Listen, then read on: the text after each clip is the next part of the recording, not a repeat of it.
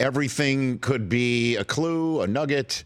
We never know. And that's where, Twitter posts come in handy sometimes.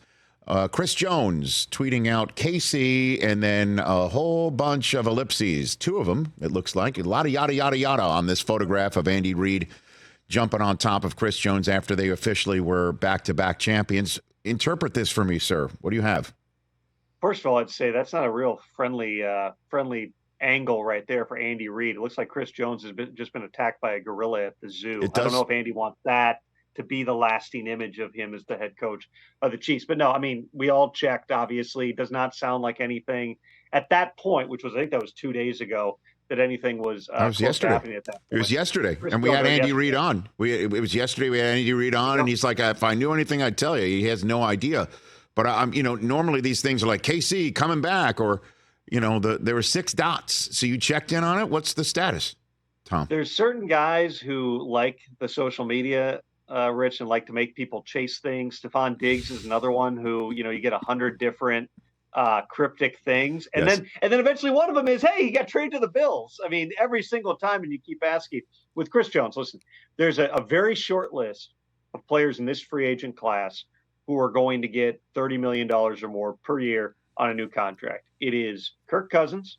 It is maybe Baker Mayfield that could come in on either side of that. And it's Chris Jones. That's it. Chris Jones is the guy.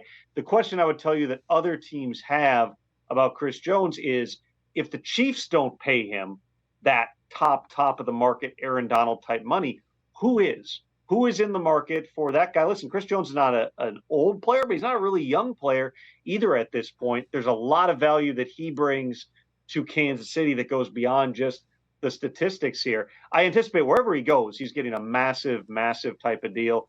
It seems like the most logical place is in Kansas City. They've still got 72 hours or so here to get something done before the market opens up. But remember this too, Rich. This is the same guy who last year missed a paycheck at the start of the season and was in the luxury box with his agents watching that opener game.